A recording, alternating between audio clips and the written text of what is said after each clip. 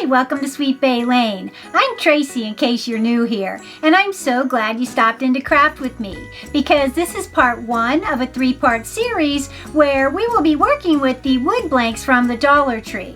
And in this DIY, we're going to be working with the wood crate and a pack of color your own ornaments in an unconventional way. So let's go ahead and get started. For this DIY, you're going to need a few supplies. One's going to be one of those wooden boxes from the Crafter Square, also some of the square beads or round beads, whatever you can find, and then you'll need a pack of the color your own Christmas tree ornaments.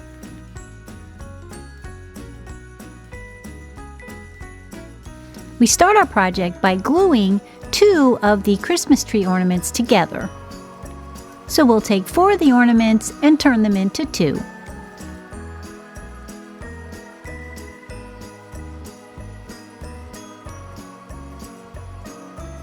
Then once we get our trees glued together, you then can either clamp them with these Dollar Tree clamps or whatever clamps you have on hand, or you can just sit something heavy on top of them.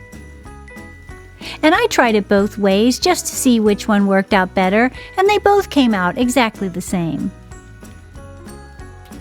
And once they're finished drying, you'll just remove the objects from top of them and the clips. And as you'll see, gluing them together adds a bit more strength and durability to each ornament.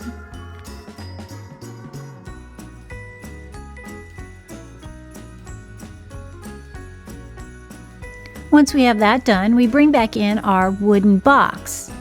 And for this, it's quite easy. We're just going to glue each of the tree ornaments to the sides of our box, covering the little star cutout.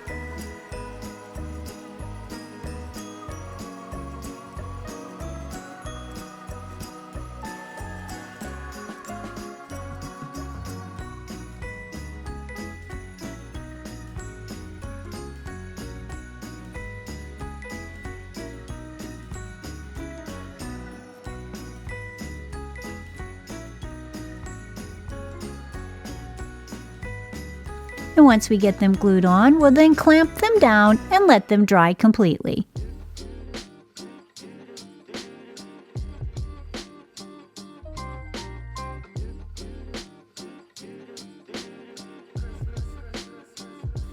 And now that the glue has dried, we'll move on to our beads. And for this, we're going to use our beads to create a handle.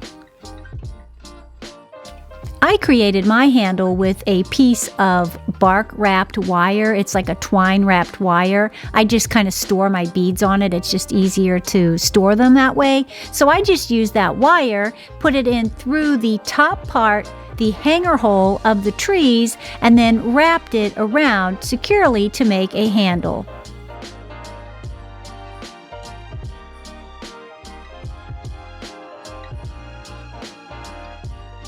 And I found the easiest way to do this is once you have the one side twisted and tightened, you'll then measure how long or how high you want your handle to be.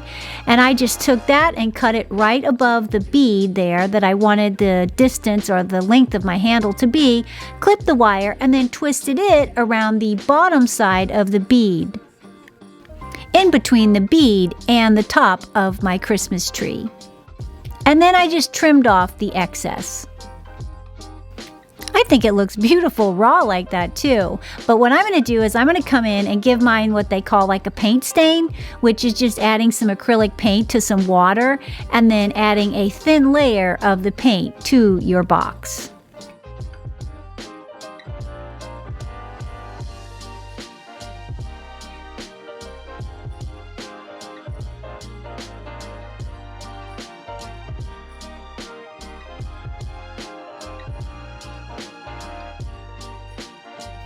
Also, if you like what you see, don't forget to hit that subscribe button. As I said, this is part 1 of a 3-part series, and I can't wait to see you for part 2 and 3.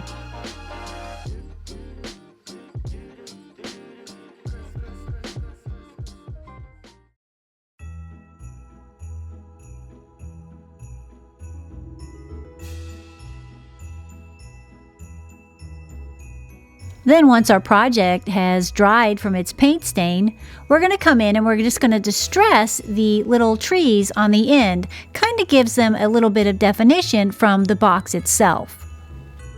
You can also make this project very whimsical. I just decided to make mine rustic since that's my theme this year. But wouldn't it be cute if you made those little trees like the Little Debbie snack cakes and then made the tray white or red? I think that would be adorable too.